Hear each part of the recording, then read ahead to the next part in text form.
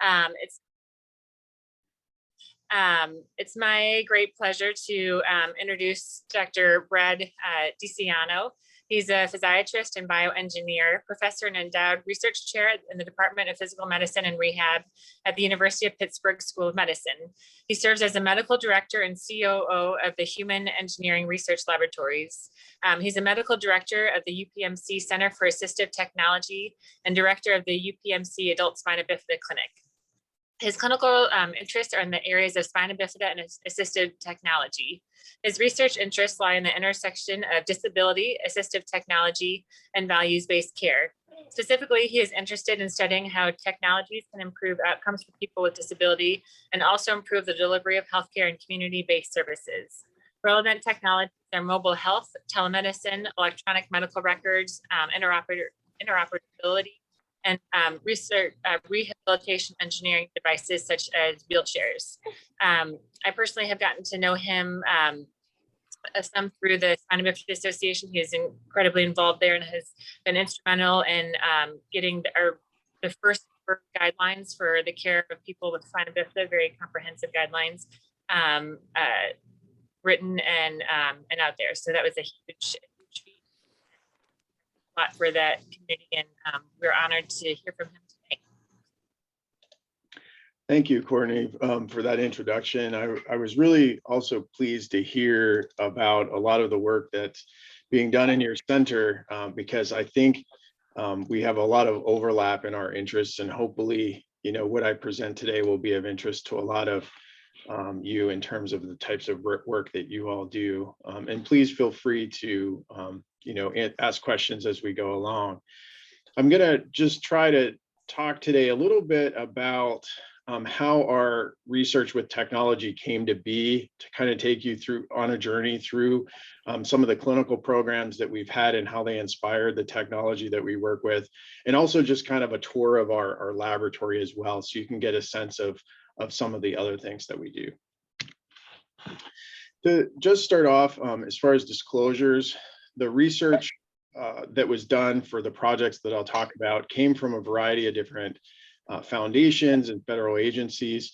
And we also have programmatic funding for some of our projects through our local integrated health system insurance division, UPMC Health Plan, and the Pennsylvania Department of Health. But as far as companies or products that I might mention, I don't have any financial relationships with those. And today I want to focus on spina bifida as an example condition, partly because that's an area of clinical interest of mine where I do a lot of clinical work, but also because I think it's a great example of a condition that is a relatively small population, but has a big impact in terms of healthcare utilization and cost. So as you know, spina bifida is the most commonly occurring congenital condition that is associated with both physical and cognitive disabilities.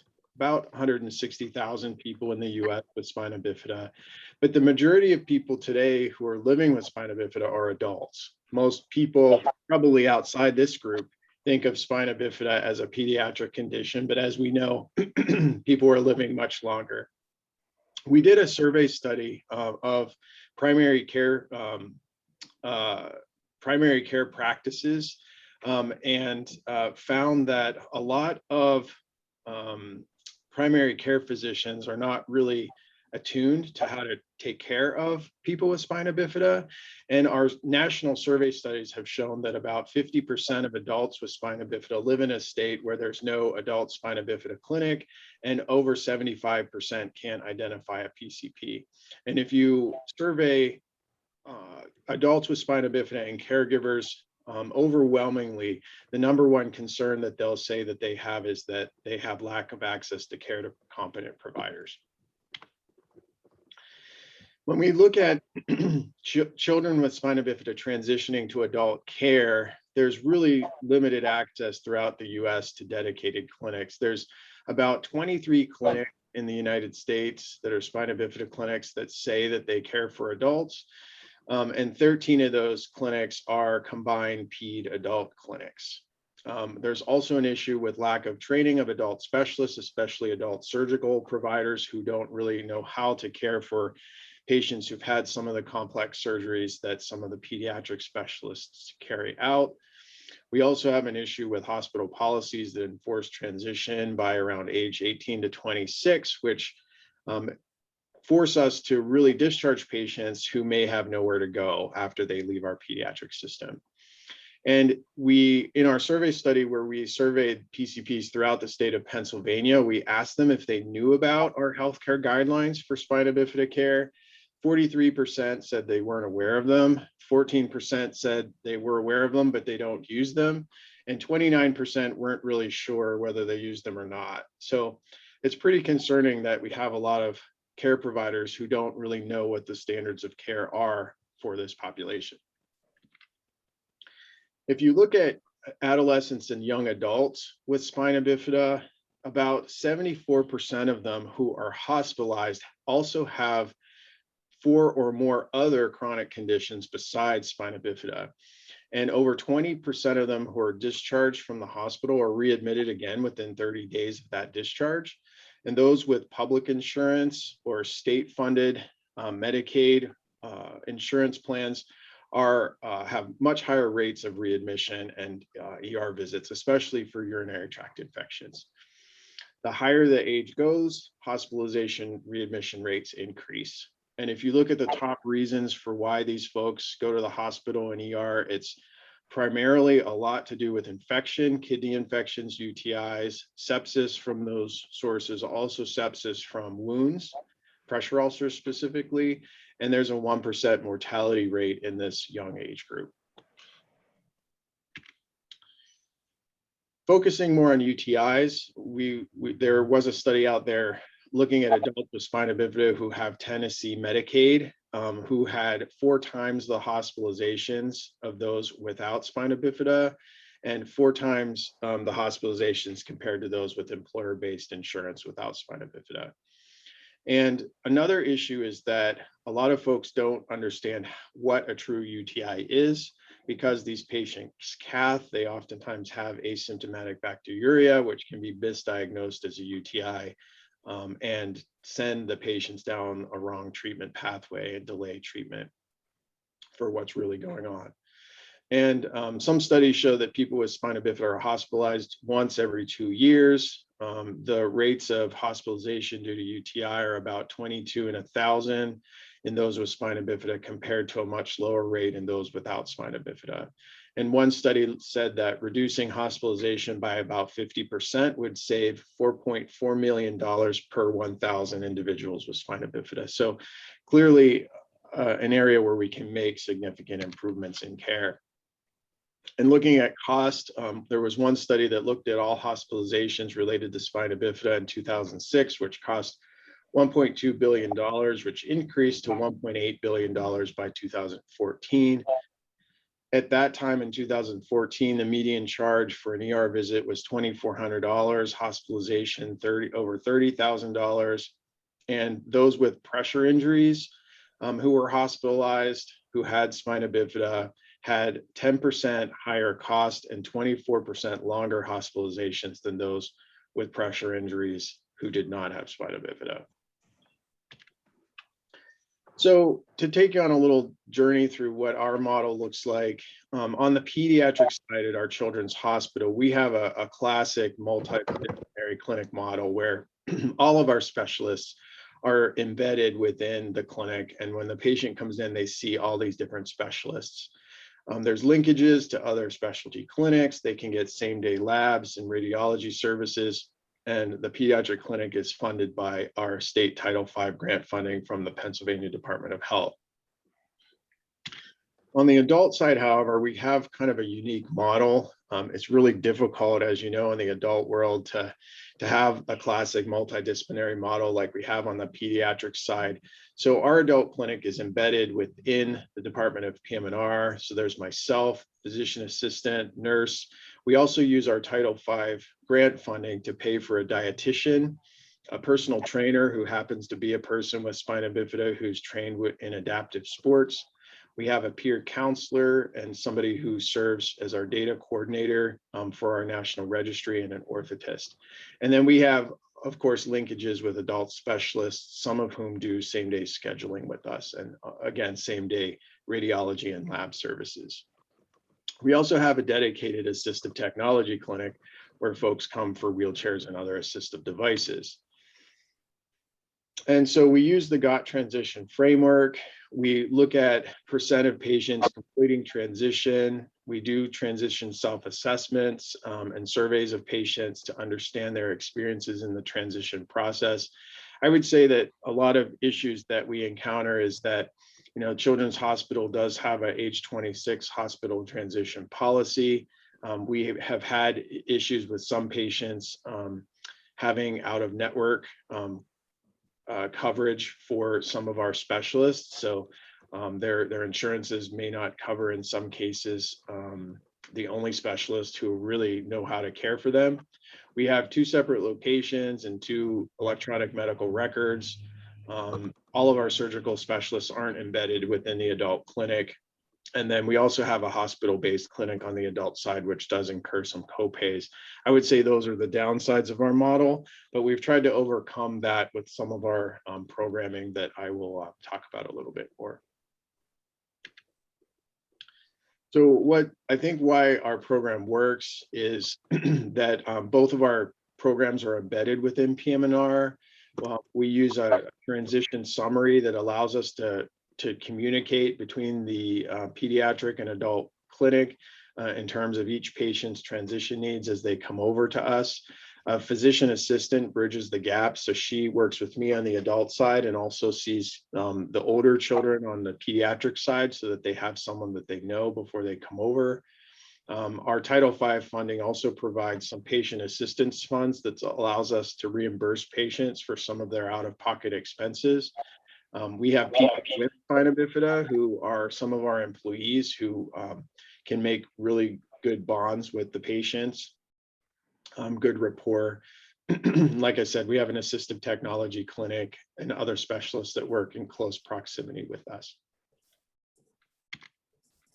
And this is just a little view of what we're able to address at our Center for Assistive Technology. We provide wheelchairs, seating and mobility systems, but also a variety of other assistive technologies as well. We are part of the National Spina Bifida Patient Registry. We're one of the CDC funded sites, and this slide will also show some of the other sites. So we're part of a large program where there's over 10,000 people enrolled in the registry currently, which allows us to pair with other sites and do larger studies on outcomes. We've also, as Courtney mentioned, been involved in developing the Spina Bifida healthcare guidelines. And if anyone's interested in those, there's an article that was published on the scientific methodology of how they were produced. It's also available as a PDF and an app that you can download. And I put the link here as to where you can find it. If you just look it up SBA in the App Store, you'll be able to find the app. I wanted to take you now on a quick tour of our labs and then talk specifically about some of the research projects that we've been involved in. Our lab at the Human Engineering Research Laboratories is funded by the VA, the University of Pittsburgh, and also affiliated with UPMC.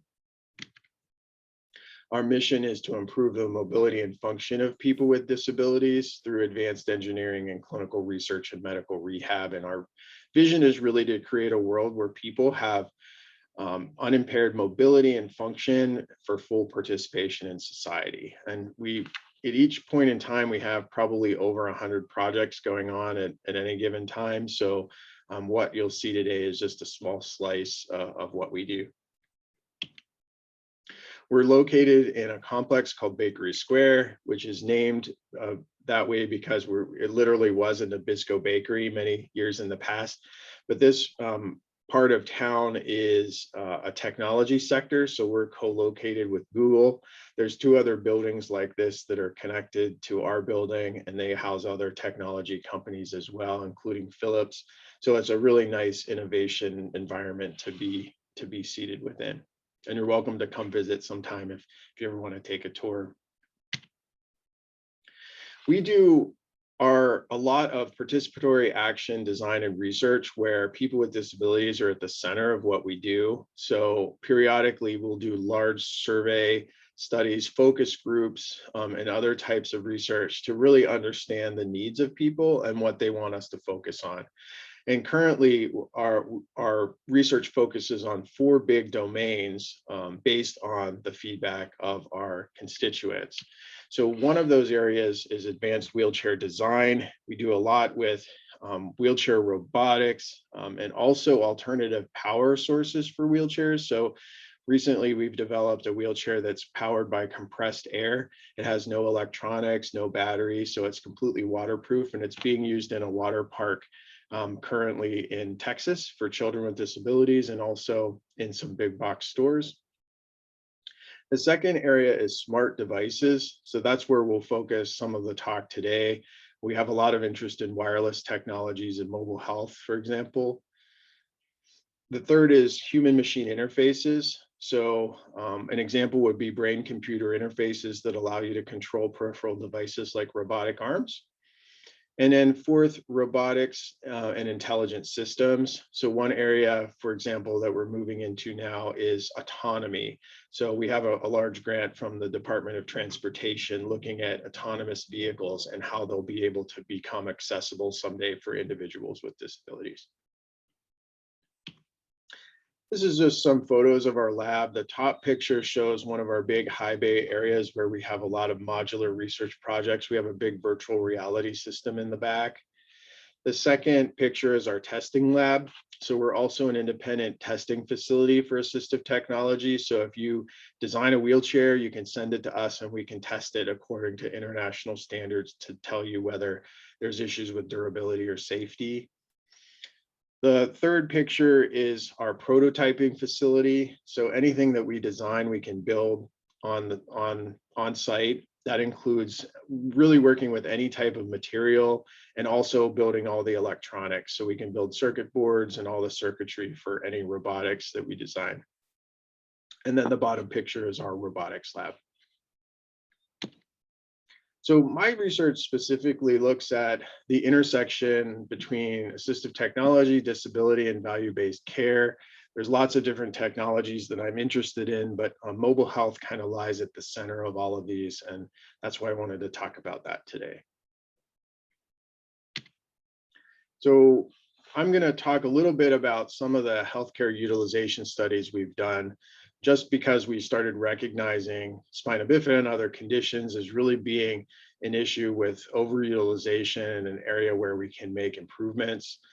That spawned an idea to do an intervention that was a collaboration with our integrated delivery system, UPMC Health Plan, where we rolled out a program that did not involve technology, but was really successful in improving outcomes in our population. And from that program, we got ideas for some of our mobile health studies that we developed.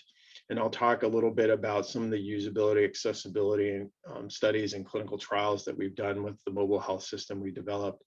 And then finally, I'll close out with some current work that we're doing to expand our mobile health technology out to other areas. The first 2 papers that I'll talk about looked at hospitalization data sets. One was a state-based data set, and one was the national inpatient sample, looking at individuals who are born with congenital spine issues, including spina bifida. And what we found, we looked at potentially preventable conditions as they're defined by AHRQ. And so this includes things like UTIs, catheter complications like infections, skin wounds. These potentially preventable conditions accounted for about 1/3 of hospitalizations of adults with spina bifida. And sepsis from bladder sources and skin wounds was the most common reason why adults died in the hospital. The most common reasons for preventable conditions occurred over age 51, and also were a lot more common in rural or urban non-teaching hospitals. And for those individuals who are hospitalized with a potentially preventable condition, the mortality rate was 35%. If you compare hospitalized adults with spina bifida to those who are hospitalized who don't have spina bifida, as you can imagine, they have a higher average number of hospitalizations overall and a higher 30-day readmission rate. Folks are more likely to be readmitted within 30 days.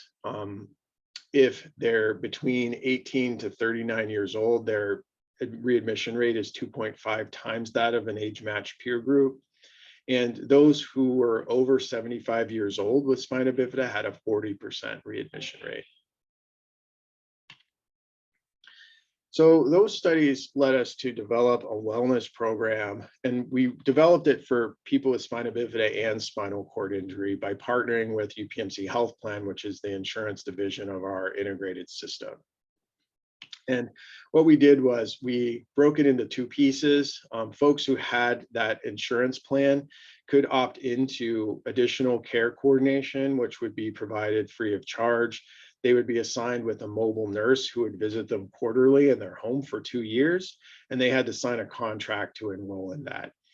And then in parallel to that, they could also enroll in our research study where we would collect outcomes from that program, and they would get $25 gift cards for each quarterly visit over that 2-year period. And actually, everyone who enrolled in the care coordination program also enrolled in the research study.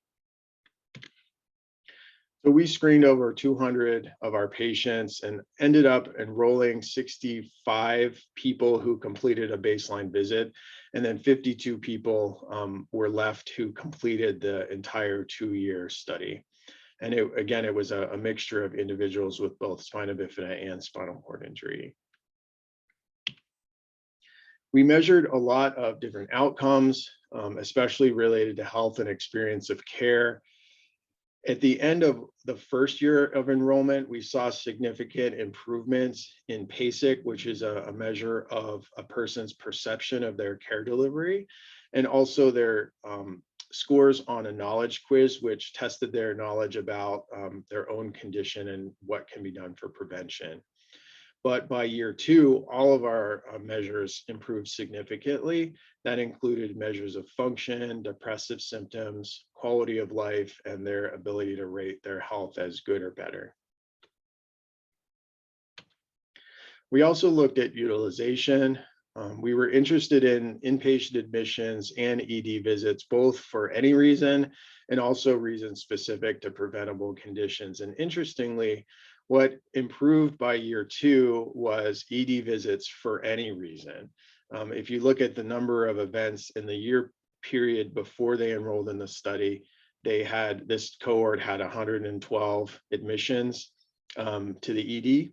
And then in year 1, that really didn't change. They still had 101 admissions to the ED. But by year 2, this reduced down to 53. That's where we saw the most significant change in utilization. We also looked at cost. One of the interesting things was we did expect, based on prior literature, that we would see an increased cost in year 1.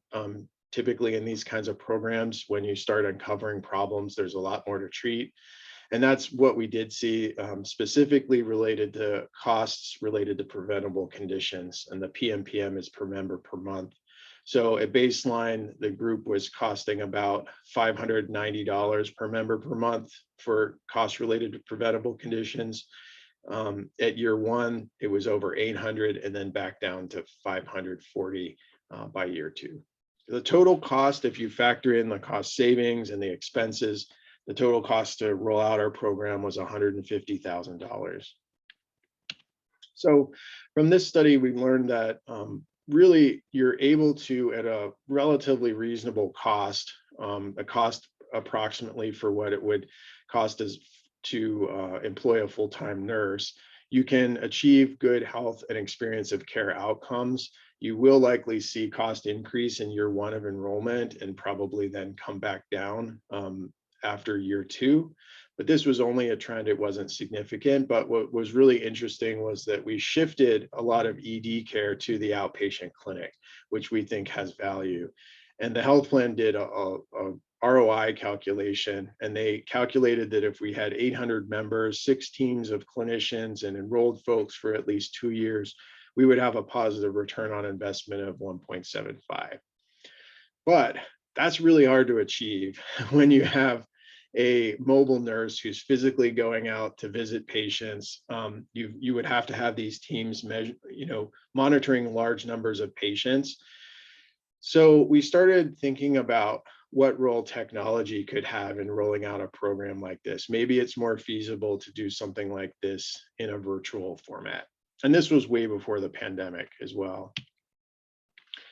If you look at mobile health as it's used in the rehab field, it can really, the apps that are on the market right now really fall into 4 different categories. We consider some lifestyle-oriented apps. These are apps that people use just for weight management or nutrition, for example, and not necessarily as a patient. It might be something that they're using on their own outside of medical care. There's also patient-oriented apps that are used more for medical care, but they're only used by a patient. It doesn't connect with a clinician. There are apps that are more clinician-oriented that don't connect with patients, that are meant more for educational material or as measurement tools. And then there's what we consider fully mobile health systems, where a patient is actually linked with a care provider through the system.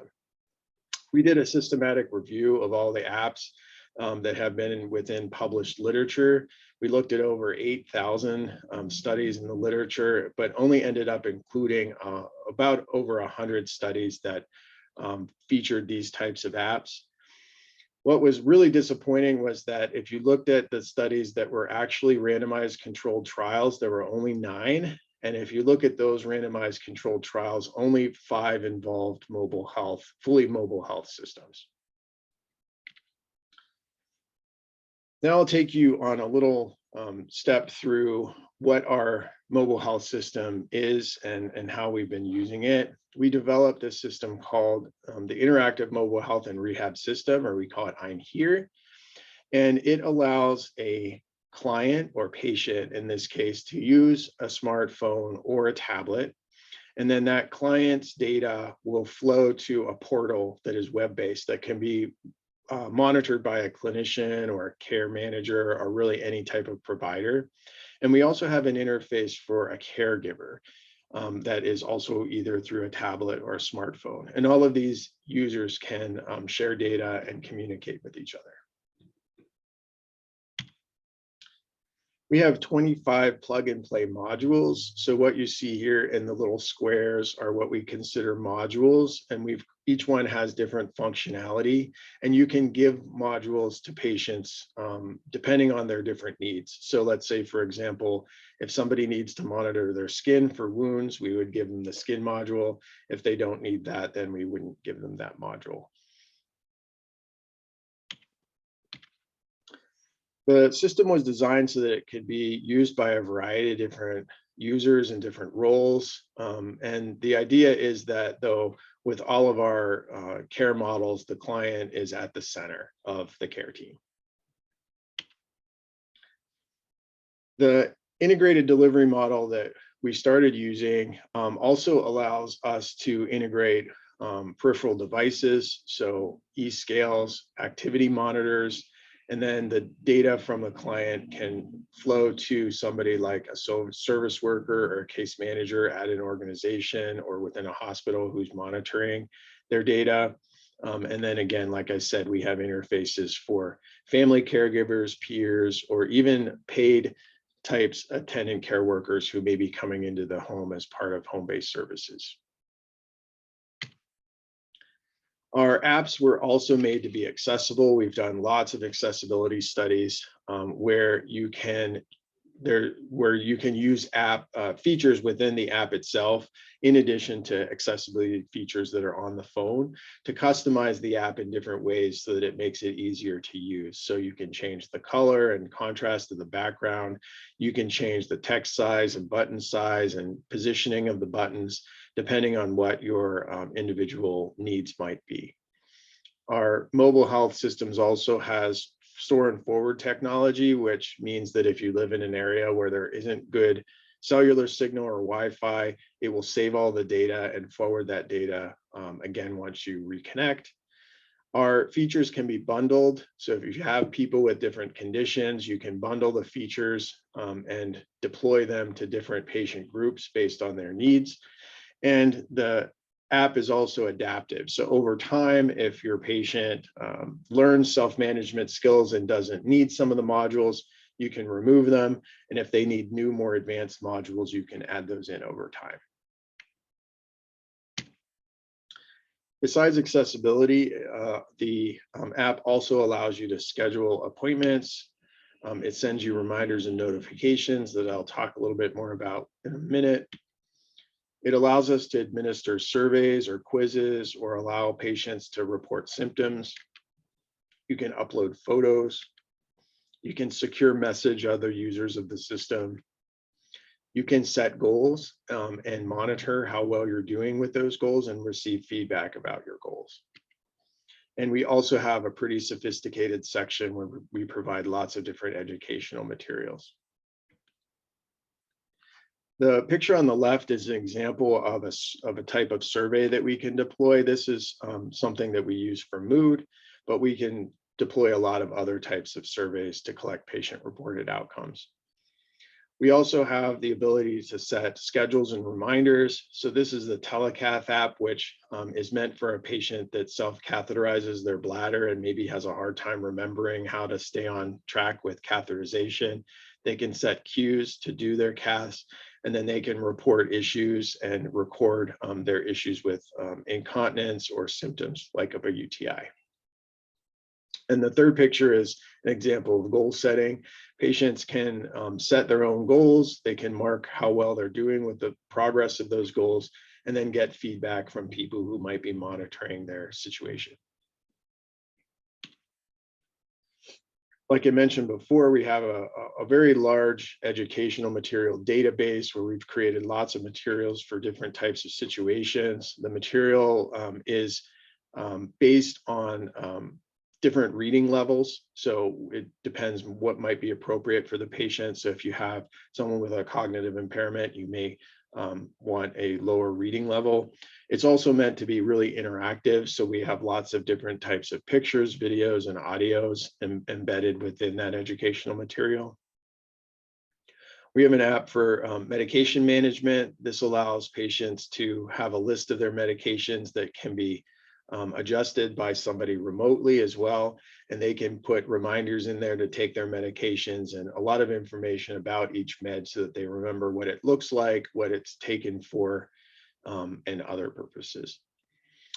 And we have a nutrition app, which is based on the concept of My Plate. So you can prescribe a specific nutrition regimen for a patient, and then the patients can sort of monitor how well they're doing with portion sizes for each of those things. We created a pretty sophisticated daily living needs module, which allows the patient to set a schedule for themselves every day.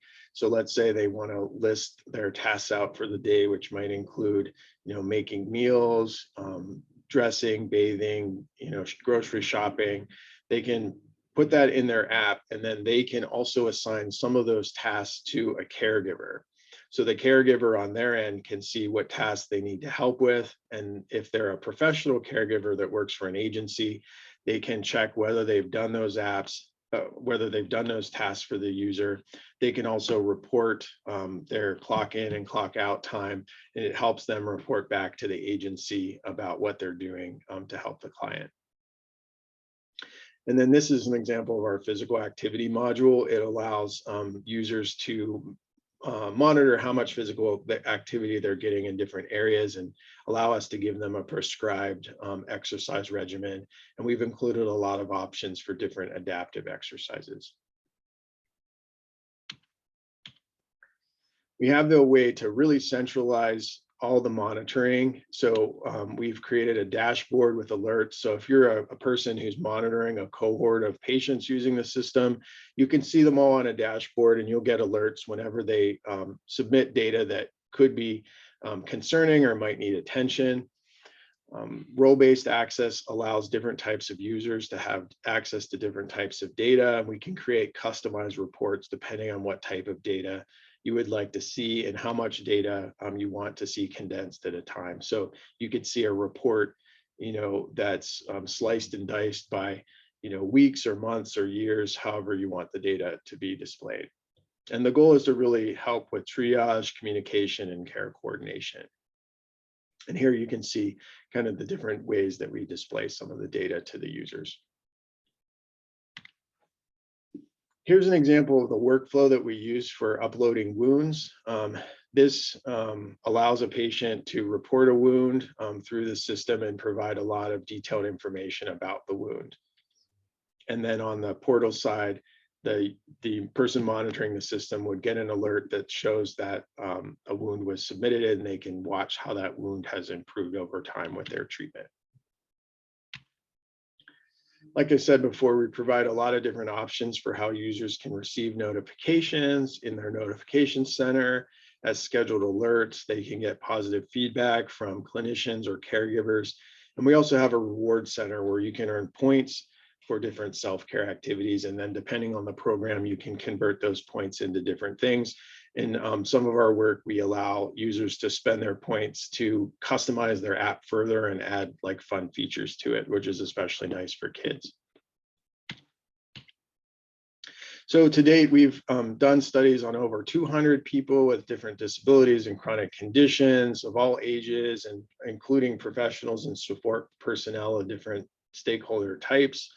This has involved focus groups, usability and accessibility studies, feasibility studies, and formal in-laboratory testing. We've also done 2 small pilot randomized controlled trials in spina bifida and spinal cord injury, which I'll mention here briefly. The first study was with spina bifida. We ended up enrolling 26 individuals into a program where they received standard care or standard care plus use of our system. The average age was about 30 of the users. And the first study really was meant to look at feasibility. We were interested to see whether people would continue to use the system over a year period or whether they would get tired of using it. And actually their use was pretty consistent over a year period. You can see that the total number of uses of different modules was, anywhere in the hundreds to over 8,000 uses in total. The red and green highlights at the bottom show where we were met green benchmarks for different uses, or we fell below our benchmark. So there were some apps where we expected them to have one or two or more uses a day of the module, and they fell a little bit below that, but they were pretty consistent with some of the other modules. We also looked at how people use secure messaging. They tended to use more secure messaging if they had wounds and ER visits and hospitalizations. And they used the skincare reminder more if they had more wounds. So they actually started monitoring their skin more and submitting more pictures of those wounds. We looked at events per person. These differences show that there were lower numbers of these events in the intervention group per person compared to the control group. These were just trends though, due to the small sample size, and we didn't see statistical significance here. We also measured AMIS-2, which is a measurement of self-management skill. And we found that the AMIS-2 total score and 2 of its self-management subscales improved if they had higher use of the system. So the more they used it, the better their self-management skill tended to be. So our take-home points for this study was that we thought we demonstrated some feasibility of use of the system over a year period. They were more likely to use modules for bowel program and medication management. Also, they used it for photos, messages, and surveys. They used the photos more than what we actually expected, but they tended to use messages and reminders more once problems occurred rather than proactively. And a high usage did seem to be associated with improved self-management skill and a trend toward improved medical outcomes. We repeated the study again in a spinal cord injury population, very similar study. We ended up enrolling 19 people in the intervention group and 19 in the control group. And we looked at some of the same outcomes. One of the significant outcomes was a reduction in the number of UTIs in the intervention group. We also saw some trends in lower back depression inventory scale scores. The rates dropped at about the same rate, but you can see the control group started at a little bit of a higher point. There is some literature to suggest the change that we saw in the intervention group might be clinically significant, but these were not statistically significant changes. So finally, I just want to move into some of the current work that we're doing. We have a NIDLR RRTC grant right now where we're looking at improving the app support for caregivers. And we're specifically targeting caregivers of people with spinal cord injury and also caregivers of people who have cancer.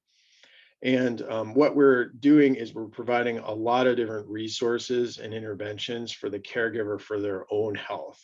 So we allow the caregiver to go through and do a self-assessment, which will really measure different domains like their health and function, their emotional health, the caregiving intensity, how much sense of control they have. And then depending on their answers, it may suggest different interventions that may help them with those issues or connect them with resources like peer support, relaxation techniques, and et cetera. So we've been doing a lot of development and we'll be testing this out in caregivers soon. We also set up a system where we're working with an organization called CLASS, which stands for Community Living and Support Services. It's an organization that provides support to allow people with disabilities to live independently in their homes in the community. And they have different programs where they work very closely with attendant care services. So a lot of our clients have their own family caregivers, they have paid attendant care workers, and they're also receiving community-based services from the organization. So we've implemented our model that provides interfaces for all these different users. And we're seeing whether, right now we have a study where we're seeing whether addition of the technology to the program allows the client outcomes to be better in terms of their community integration. We're also working closely with an organization called Service Coordination Unlimited, which provides attendant care services to people with disabilities.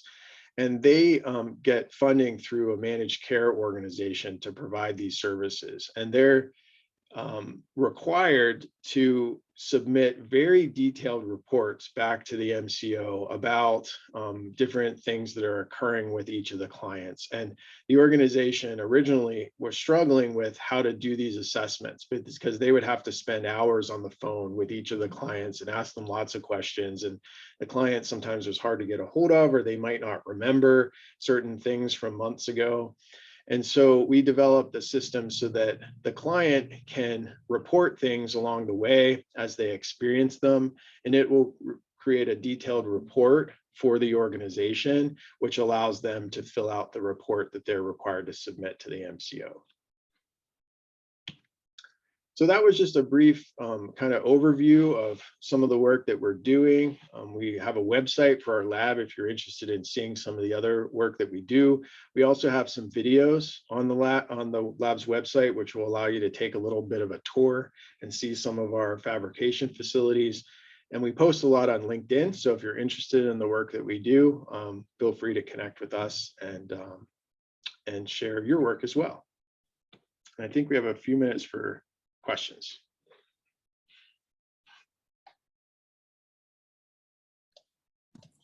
Awesome, thank you. Sorry, I was trying to take a screenshot while doing that. So if anyone has questions, feel free to post it into the chat. Thank you very much. It was incredible work you're doing. And I have a few questions while we're waiting.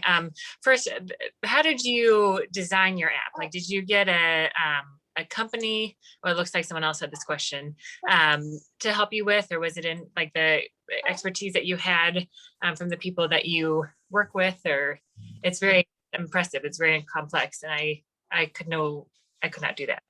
Thank you. Yeah, I'm not an app designer either in the sense of like being a software developer, but we're lucky that we do this all in-house. So we have a department here called Health Information Management. So we have a whole team of individuals here at the university, from faculty all the way down to graduate student level, and they have graphic designers, and we work with them on this. And the whole entire design of the app has evolved over time, iteratively with each study, because some of those early studies that we did with real users gave us really good feedback. And so we've constantly redesigned the system over and over, getting feedback from those actual users of the system. Awesome.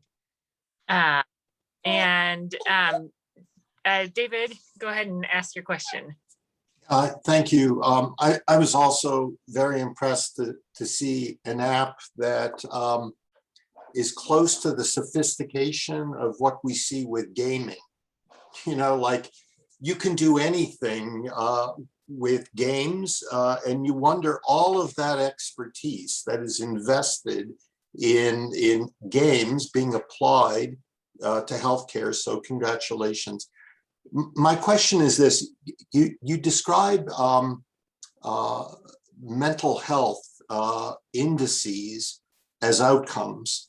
What about thinking of them as predictors? So in a longitudinal study, if you are seeing change,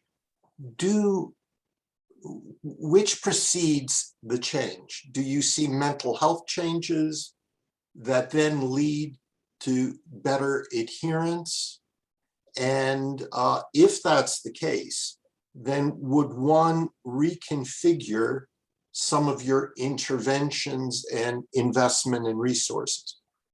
That's a great question. And it kind of relates to some of the other work that we're doing here in more of a precision medicine approach. So what I didn't mention today is that we have another study where we're looking at users who have back pain. And we're trying to figure out which phenotypes of people with back pain have improved functional outcomes.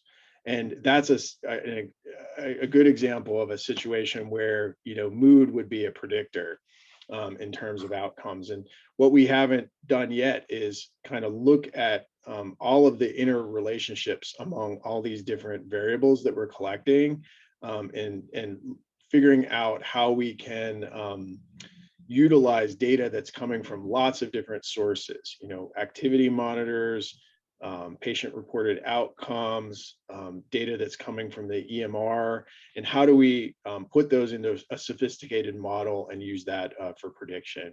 So that's kind of the direction that we're hoping to go with, that we will be doing with back pain, but we are, very interested in doing that in other disability populations as well. Yeah, I would just add one other construct: self-efficacy. Mm-hmm. Does the person have a sense that they have control over anything? Yeah, and so we're actually really interested in partnering with other folks that have interest in expertise in these areas. Thank you. Another question: it sounds like there's a fair amount of morbidity associated with pressure ulcers and subsequent wound management strategies. Are there opportunities to reduce the incidence of pressure ulcers? Yeah, it's interesting. In our one of the features of the module for skincare that we have in our app is a reminder to check your skin daily. And so our idea was that with education and reminders, we might be able to prompt users to report issues earlier so that we can detect wounds and treat them in a more proactive way earlier on before they get out of control. I think, in looking at how people actually use the system, at least in that small study, they did still tend to use it in a more reactive than proactive way. But I think that's because we need to do more with bundling other interventions together, more education, more proactive approaches.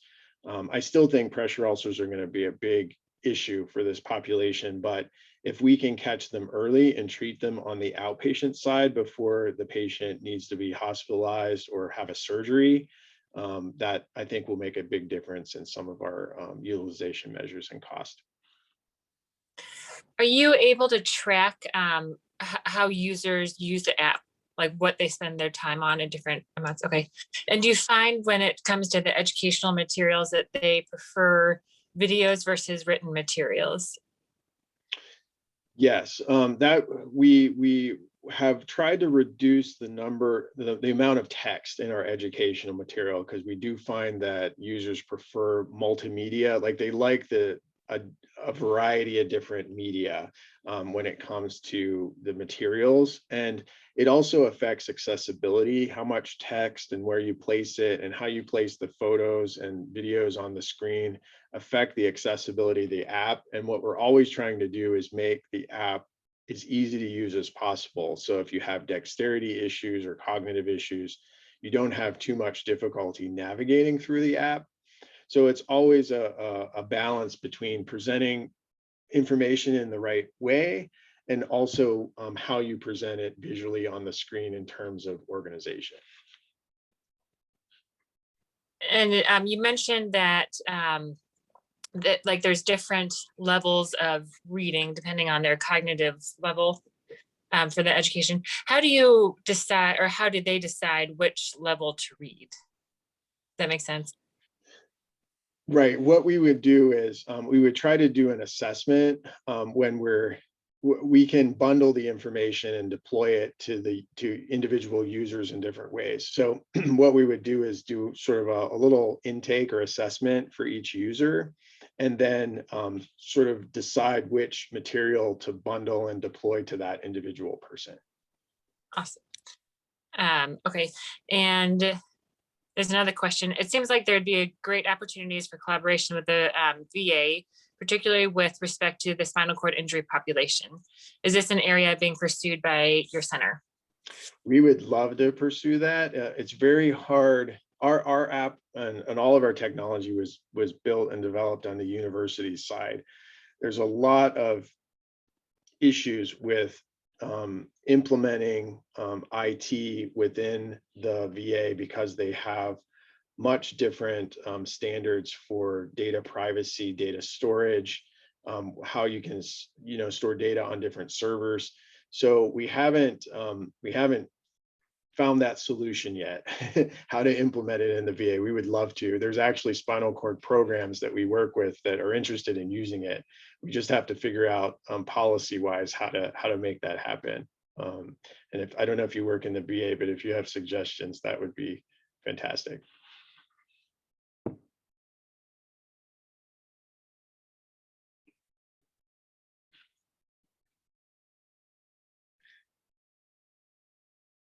I think we lost your audio there. Thanks, sorry. How do you like basically implement all your education? So, I mean, do you have questionnaires that you use in clinic, and based off of those decide what modules to give them, or how do you actually do it in a practical sense, I guess? We do we use some validated surveys for depression or anxiety, for example. We've used some transition surveys as well. So yeah, some of them are validated measures that we would use as paper-based, and some of the questionnaires are just ones that we've developed on our own. Okay. And I think David Sandberg has another question. I'm wondering, one would imagine that if you're trying to bring about behavior change, that one should start earlier in development. What about downward extensions of your app to individuals in the pediatric age, even very early? Yeah, some of our earlier studies, they weren't our small pilot randomized trials, which focus mostly on adults, but some of our early work, especially with feasibility and usability, we enrolled children as young as 12 in some of our studies, and we got a lot of ideas for how the design would work and how you could implement some of the gamification type features that would motivate kids. We haven't done larger studies looking at that. I'd be very interested in doing some work looking at motivation and behavior change in that population. I have another question related to the gamification. Is there any intent to be able to do like a competition between friends, especially like with physical activity? I know I don't have a, I forgot what you call the watches, but where you can like compete steps wise with your friends. Do you have any hopes of doing that down the line, that kind of thing? Yeah, we do hope to do some studies where we can present sort of aggregate data from other users to individual users. It's a little challenging because of privacy issues, so you can only do it sort of in aggregate way within a research study. But that is something we're interested in. We do have a partnership with Fitbit, and we've been working with them on some projects. That's awesome. I could probably ask you any questions all day, but anyone else have any questions? I know we're like essentially at time. Anyone else have any more questions? All right, well, I really appreciate your coming and talking to us. This is really interesting work, and hopefully lots of room for collaboration as well. So thank you very much. And yeah, we appreciate you speaking with us. Yeah, thank you so much for the invitation, and hopefully we'll all get to meet in person someday, and Yeah. there's more collaboration to come. Yeah, great, sounds good. And I'll